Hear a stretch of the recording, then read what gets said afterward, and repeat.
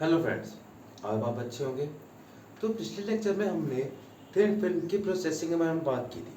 उसमें हमने various types of techniques देखी थी जिससे हम एक सबस्ट्रेट के ऊपर थिन फिल्म की लेयर डिपॉजिट करते हैं।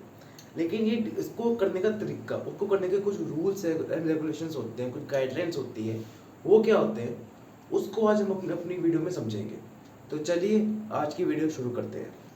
तो VLSI डिज़ाइन के अंदर जब हम थिन फिल्म्स की बात करते हैं तो जो थिन फिल्म्स की डिज़ाइनिंग है वो उस VLSI डिज़ाइन में जो चिप डिज़ाइनिंग करते हैं, जो ICs हम बनाते हैं, उसका ये बहुत ही महत्वपूर्ण पहलू है, बहुत ही क्रिटिकल एस्पेक्ट है। क्योंकि इससे हम उसकी परफॉर्मेंस, रिलायबिलिटी और कॉस्ट इफेक्टिवनेस के बारे में पता कर सकते हैं। अब कॉस्ट इफेक्टिवनेस क्या होती है? कॉस्ट इफेक्टिवनेस वो चीज़ होती है कि क्योंकि हमारा जो चिप डिज़ाइनिंग है, जो IC डिज़ाइनिंग है, वो बहुत ही कॉम्प्लेक्स प्रोसेस है, बहुत ही एक्सपेंसिव प्रोसेस भी है, जिसमें तरह तरह के केमिकल्स यूज़ होते हैं, तरह के प्रोसेस होते हैं, तरह की जो मशीनें यूज़ करते हैं, क्योंकि हम हाथ से नहीं कर सकते। क्योंकि चिप डिज़ाइनिंग में आपने अगर चिप देखेंगे बहुत ही छोटी होती है, तो उसके अंदर बिलियंस और ट्रिलियंस ऑफ ट्रांजिस्टर्स लगे होते हैं। एक सबस्ट्रेट के ऊपर बहुत काम होता है, तो इसलिए वो कॉम्प्लेक्स प्रोसेस भी है और एक्सपेंसिव प्रोसेस भी है। इसीलिए उस पर एक्सपेंसिव मशीनें, एक्सपेंसिव मशीन्स, इक्विपमेंट्स वगैरह यूज़ होते हैं। तो उसके अंदर ही कि हम कम पैसों में थोड़ा कम खर्चा करके ऐसे टेक्निक्स को यूज़ कर सके करें कि हमारे पास जो कॉस्ट है वो कम आ जाए और जो हमें डिज़ायर्ड परफॉर्मेंस है, जो हमें डिज़ायर्ड आउटपुट चाहिए, वो हमें मेंटेन रख सके।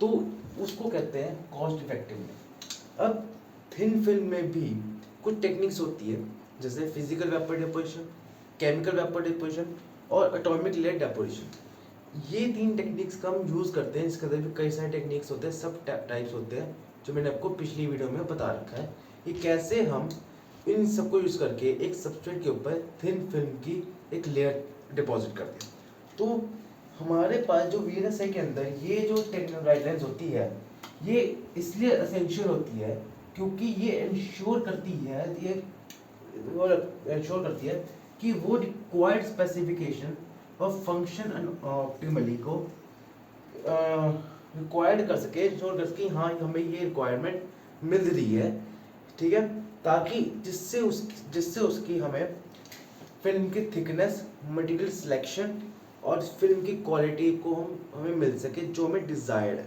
ठीक है जी। तो इन्हीं चीज़ों पे आज हम थोड़ा सा डिस्कशन करेंगे कि कैसे हम थिन फिल्म रेजिस्टर्स और थिन फिल्म कैपेसिटर्स, जो सबसे ज़्यादा यूज़ होने वाले कंपोनेंट्स हैं हमारे इंटीग्रेटेड सर्किट्स में, हमारे चिप डिज़ाइनिंग के अंदर, हमारे सर्किट डिज़ाइनिंग भी जो होती है हमारे पास, उसके अंदर जो 2 चीज़ सबसे ज़्यादा यूज़ होने वाली है वो किस तरह से इसके अंदर बनाई जाती है, किस तरह से उसको क्या क्या क्या गाइडलाइंस हमें ध्यान में रखनी चाहिए। तो चलिए सबसे पहले बात करते हैं थिन फिल्म रेजिस्टर्स की। तो सबसे पहले बात करते हैं थिन फिल्म रेजिस्टर्स के बारे में। तो जो रेजिस्टर्स होते हैं वो VLSI इंडस्ट्री में एक क्रिटिकल रोल प्ले करती है, क्योंकि ये जो रेजिस्टर्स होते हैं इनकी जो इलेक्ट्रिकल प्रॉपर्टीज़ होती है वो बहुत अच्छी होती है, जिसकी वजह से ये कई से एप्लीकेशंस में देखने को मिलती है। जैसे कि हमारे पास इलेक्ट्रिक सर्किट्स हो गए, डिजिटल सर्किट्स हो गए, या हमारे पास जो ICs, हमारे पास चिप्स होती है उसके अंदर भी देखने को मिलते हैं। तो आपने इनके देखा होगा, एक तो जब हम नॉर्मल यूज़ करते हैं, जब हम PCB डिज़ाइनिंग करते हैं, जब हम ट्रेनिंग करते हैं, जब सीखते हैं, उसमें रजिस्टर्स यूज़ करते हैं थोड़े बड़े वाले। एक रजिस्टर्स होते हैं जो बहुत ही, अपने जब आप प्रिंटेड सर्किट बोर्ड देखते हो जो ग्रीन कलर के होते हैं, जिस पर हम पहले डिज़ाइनिंग कर देते हैं, तो उसके अंदर एक क्यूबर्ट वाले छोटे छोटे से आपने देखे होंगे रजिस्टर्स होते हैं, ठीक है। तो वो बहुत छोटे होते हैं, तो वो थिन फिल्म रजिस्टर्स होते हैं सबस्ट्रेट वाले। तो ये बनते कैसे हैं? तो हम सबसे पहले क्या करते हैं, हम एक सबस्ट्रेट लेते हैं, सबसे पहले एक सबस्ट्रेट लेते हैं।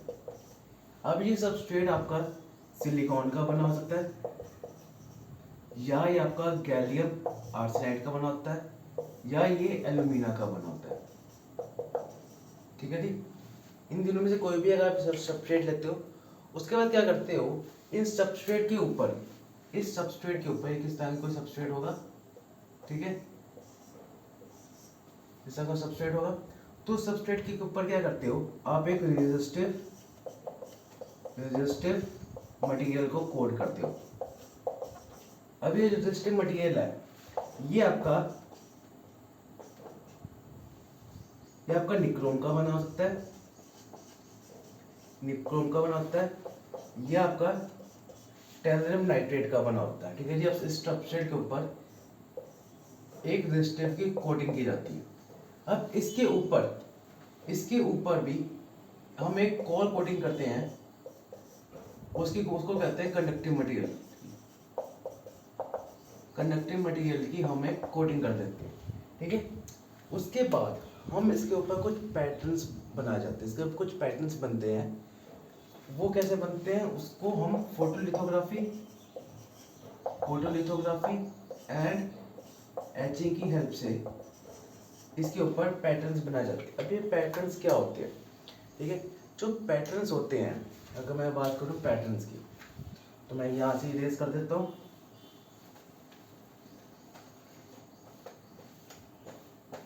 ठीक है। तो जो पैटर्न्स होते हैं, ये क्या होते हैं? ये जो पैटर्न्स होते हैं, ये आपका जियोमेट्रिक पैटर्न्स होते हैं, उसके स्टाइल्स होते हैं। कि जैसे आपका, अगर आपके पास सबस्ट्रेट है, जैसे सबस्ट्रेट है, मुझे यहाँ पे आपका एक वेल बनानी है इस साइड और इस साइड, ताकि मैं यहाँ पे एक मेटल कॉन्टेक्ट को जोड़ सकूँ। ठीक है। ताकि वो इलेक्ट्रिकल प्रॉपर्टी करंट पास कर सके।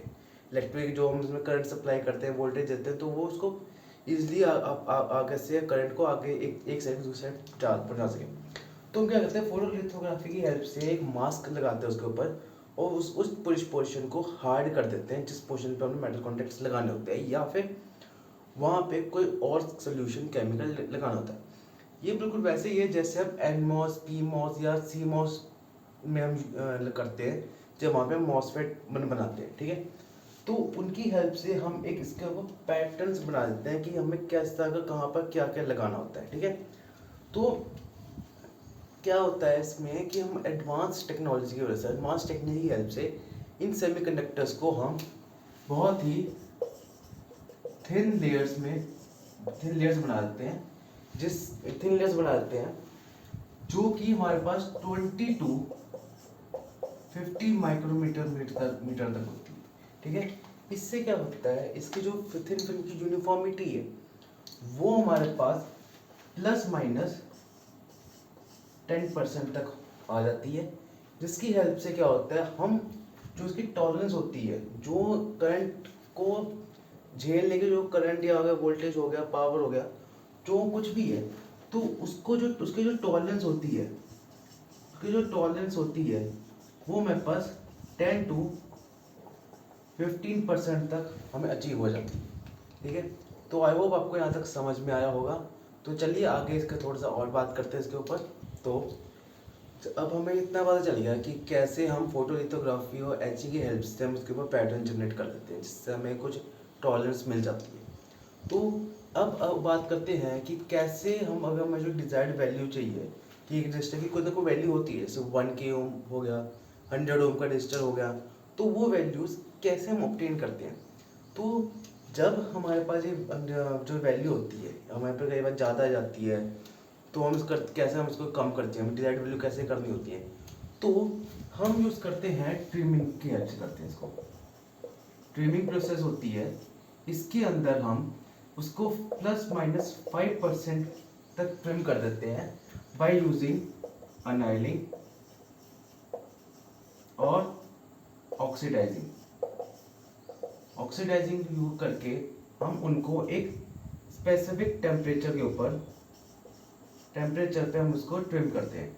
अब इसके बाद क्या होता है, इसको करने से क्या होता है, इसको करने से हमारे पास जो हमें वैल्यूज चाहिए, चाहे वो 100 ओम का हो, चाहे 1K ओम का, चाहे 1 मेगा ओम का रजिस्टर हो, तो जितनी रिक्वायरमेंट वैल्यू चाहिए वो हमें मिल जाती है।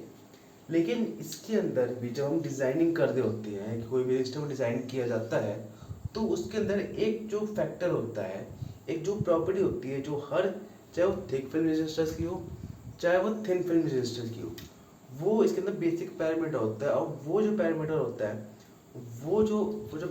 है, वो थोड़ा लिमिटेशंस भी ला देता है। उसको कहते हैं हम शीट रेजिस्टिविटी।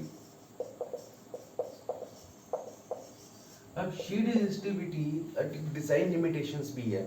अब शीट रेजिस्टिविटी को रिप्रेजेंट कैसे करते हैं, निकालते कैसे, capital R equal to small r by into L by T into W. अब इसमें क्या है, ये आपका तो हो गया लेंथ, ये आपका हो गया विड्थ, और ये आपका हो गया थिकनेस, और ये हो गया आपका बल्क रेजिस्टिविटी। ये जो शीट रेजिस्टिविटी होती है ये इतना जरूरी क्यों है हमारे वीएलएसआई डिजाइन के अंदर, जब हम एक थिन फिल्म रजिस्टर्स या थिक फिल्म रजिस्टर्स को बना रहे होते हैं। कई सारे से मटेरियल्स हमारे पास अवेलेबल है जिसमें शीट रेजिस्टिविटी प्रॉपर्टी होती है, लेकिन हम जो इंडस्ट्री स्टैंडर्ड्स होते हैं उसमें से हम एक ही चूज करते हैं, क्योंकि जो उसकी इलेक्ट्रिकल प्रॉपर्टीज को देखा जाता है, उसकी कई सारी स्पेसिफिकेशंस को देखा जाता है, उसकी परफॉर्मेंस होगी, स्टेबिलिटी होगी, कंपैटिबिलिटी होगी, इन पैरामीटर्स के बेस पे जो भी मटेरियल पास होता है, प्रूव करता है अपने आप को, उसी को यूज़ करके थिन फिल्म रजिस्टर्स बनाए जाते हैं। ठीक है जी, तो थिन फिल्म बनाए जाते हैं, तो ओवर टाइम हमें इसमें स्टेबिलिटी भी हमारे पास चाहिए होती है। ठीक है, इसलिए शीट रेजिस्टिविटी एक बेसिक पैरामीटर्स है जो कि एक डिज़ाइन लिमिटेशन भी होता है। तो कई बार ये जो शीट रेजिस्टिविटी होती है ये एक थिन फिल्म रजिस्टर्स में एक बहुत बड़ा डिसएडवांटेज भी मिल जाता है। कई सारे मटेरियल्स हमारे पास अवेलेबल है, उसके अंदर से हमें एक चूज़ करना होता है, जो कि बाद में आगे चल के इंडस्ट्री का स्टैंडर्ड बन जाता है कि आपने इसी को यूज़ करना है और किसी चीज़ को यूज़ नहीं करना। तो इसके ऊपर कई सारे प्रैक्टिकल एप्लीकेशन किए जाते हैं, कैसे एक्सपेरिमेंट्स किए जाते हैं कि क्या इसको यूज़ करना है कि इसको यूज़ करना है। ठीक है, तो और भी डेवलपमेंट्स चल जाती है कि हम पहले सिलिकॉन यूज़ करते थे, फिर उसकी कुछ लिमिटेशंस आई, फिर हमने अलग गैलियम आर्सेनाइड यूज़ किया, फिर एल्यूमिना पे आया, जर्मेनियम पे आया। इस तरह से कई सारे मटेरियल्स को पे एक्सपेरिमेंट्स चल रहे हैं कि इसके ऊपर कि कैसे हम थिन फिल्म रजिस्टर्स को बनाया जाता है। इसके साथ ही हमारे पास दो और लिमिटेशंस आ जाती है। पहला है हमारे पास पावर डेसिपेशन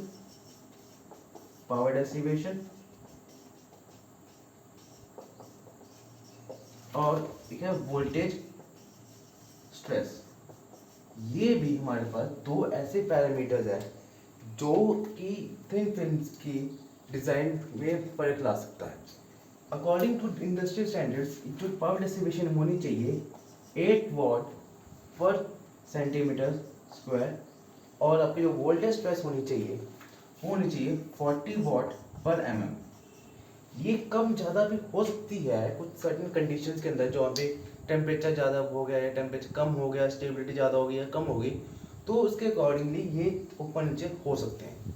तो आई होप आपको समझ में आया होगा कि हम इस थिन फिल्म रजिस्टर्स की गाइडलाइंस क्या चीज़ होती है। तो कुछ बेसिक पॉइंट्स देख लेते हैं, कुछ थॉट्स का कंक्लूजन निकाल लेते हैं कि आपको कौन कौन से पॉइंट्स ध्यान में रखने चाहिए जब भी आप थिन फिल्म रजिस्टर को की डिज़ाइन कर रहे हो। तो चलिए वो पॉइंट्स भी देख लेते हैं। तो जो आपको बेसिक पॉइंट्स अब याद रखने हैं अपने डिज़ाइन गाइडलाइंस के अंदर जब आप रजिस्टर को बना रहे हो, तो सबसे पहला आता है मटेरियल सिलेक्शन। अब मटेरियल सिलेक्शन जो है वो 3 चीज़ों पे डिपेंड करता है। सबसे पहला है टेम्परेचर स्टेबिलिटी, दूसरा आता है आपका रेजिस्टिविटी, और तीसरा जो आता है आपका वो है प्रोसेस कैपेबिलिटी।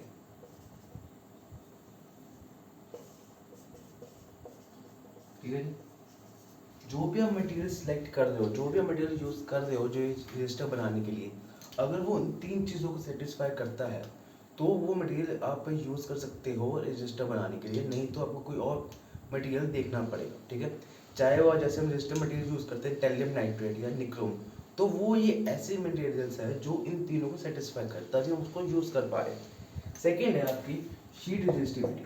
और जो शीट रेजिस्टिविटी है इसको हमने अभी बात करके हटे हैं कि ये आपका डायरेक्टली इन्फ्लुएंस करता है उसके डिज़ाइन को, ताकि डिज़ाइन पैरामीटर्स को और उसकी रेजिस्टेंस वैल्यू को, क्योंकि ये जो हीट रेजिस्टिविटी है ये आपका ओम पर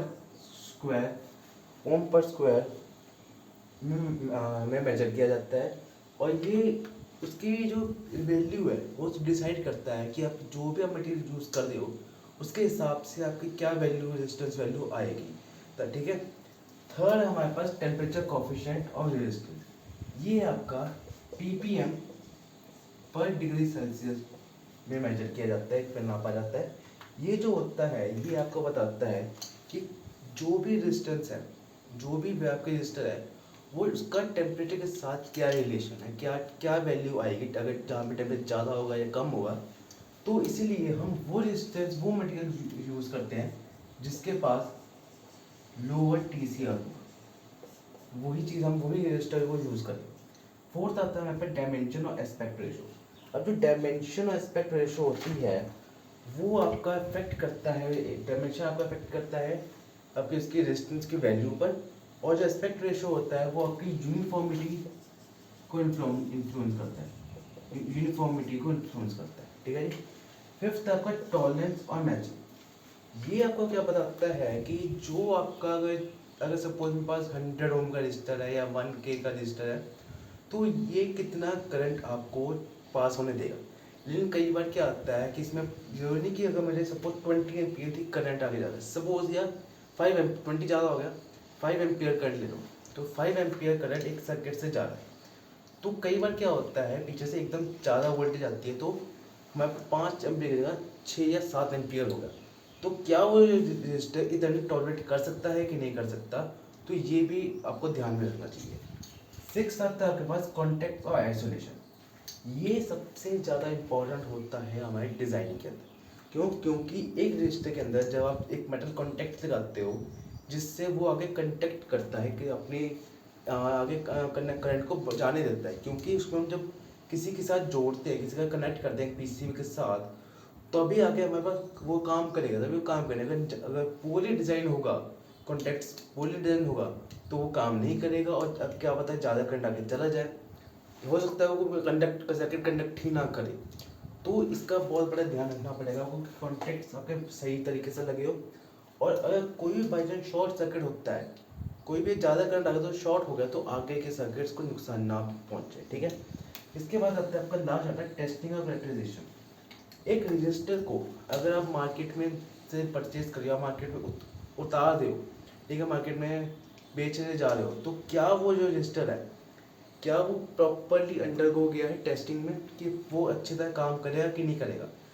तो उसको प्रॉपरली टेस्टिंग होनी चाहिए उसकी, ताकि जो भी हमारे पास जो उसके जो भी रिजल्ट हमें चाहिए, जो भी उसकी परफॉर्मेंस हमें चाहिए, परफॉर्मेंस जो हमें चाहिए वो हमें मिल सके। जैसे कि आप क्या चाहते हो, जब आप स्मार्टफोन परचेज करते हो, आप देखते हो भाई इसकी रैम कितनी, इसका प्रोसेसर क्या है, तो आपको टॉप ऑफ द लाइन चाहिए कि हाँ भाई जो मुझे काम चाहिए, जो मैं काम करना चाह रहा हूँ, क्या वो मुझे मेरा स्मार्टफोन करके दे सकता है, क्या वो फास्ट है, क्या वो फाइल ट्रांसफर जल्दी करता है, क्या वो स्पीड की स्पीड अच्छी आती है। तो ऐसे ही आपको जो रजिस्टर होता है उसको प्रॉपर टेस्ट किया जाता है, ताकि आपको जो रजिस्टर जब मिले तो जब आप सर्किट में लगाओ तो वो बहुत अच्छे से वो परफॉर्मेंस अच्छी दे, आपको डिज़ायर्ड रिजल्ट दे। तो आई होप आपको समझ में आया होगा थिन फिल्म रजिस्टर की डिज़ाइन गाइडलाइंस क्या होती है। तो नेक्स्ट टाइम जब आपसे मिलेंगे तो हम थिन फिल्म कैपेसिटर्स की बात करेंगे। तो मेरे चैनल को जरूर सब्सक्राइब कीजिए, साथ में बेल आइकन जरूर दबाइएगा, और लाइक करना है वीडियो को अगर आपको पसंद आए, कुछ समझ में आए। तो मिलते हैं नेक्स्ट वीडियो में, तब तक के लिए थैंक यू वेरी मच।